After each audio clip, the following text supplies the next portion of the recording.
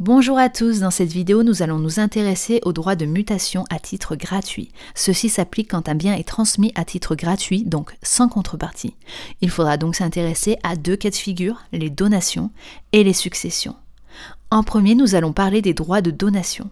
Pour qu'une donation soit valable, il faut entre autres que celle-ci soit acceptée par le donataire. Pour rappel, le donataire, c'est celui qui reçoit le bien, le donateur, c'est celui à l'origine de la donation. Les donations peuvent être simples, ce sont les donations classiques, mais on peut aussi rencontrer des donations partage, qui sont des actes permettant aux ascendants de distribuer et de partager leurs biens de leur vivant entre leurs héritiers présomptifs. Les droits de donation font l'objet d'abattements. Les abattements sont la part sur laquelle le donataire ne paie pas de droit de mutation. Entre un parent et son enfant, l'abattement est de 100 000 €. On peut également mentionner les dons familiaux de sommes d'argent. Un don sera exonéré de droits de donation dans la limite de 31 865 € tous les 15 ans. Ensuite, les droits de succession.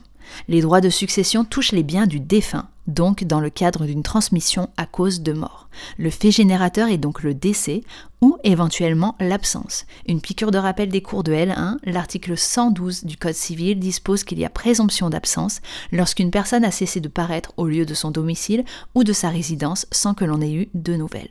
La déclaration d'absence aura lieu 10 ans plus tard si l'absent n'est pas réapparu entre-temps. Une évaluation des biens du défunt a lieu, les dettes du défunt sont déduites de l'actif.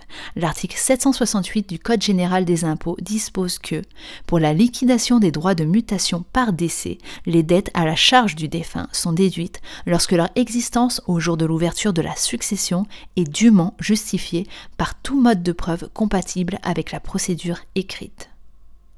Parfois, il n'y a pas de déclaration à faire. Ainsi, si l'on regarde l'article 800 du Code général des impôts, celui-ci nous dit que les héritiers, légataires ou donataires, leurs tuteurs ou curateurs, sont tenus de souscrire une déclaration détaillée.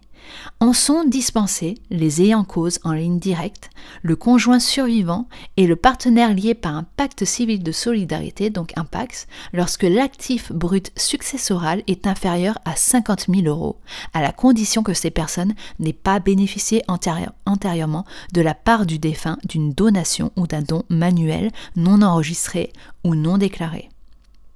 Des exonérations du paiement des droits de succession sont prévues pour les conjoints et les partenaires de PACS. L'article 796-0 bis du Code général des impôts dispose donc que sont exonérés de droits de mutation par décès le conjoint survivant et le partenaire lié au défunt par un pacte civil de solidarité.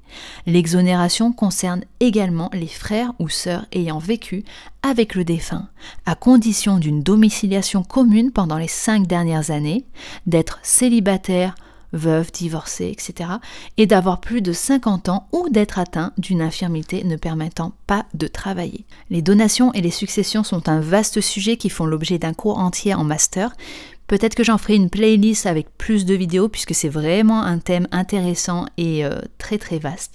En attendant, je vous invite à liker cette vidéo et à vous abonner pour plus de contenu sur la fac de droit et les études de droit en général. Bonne journée à tous et bon partiel.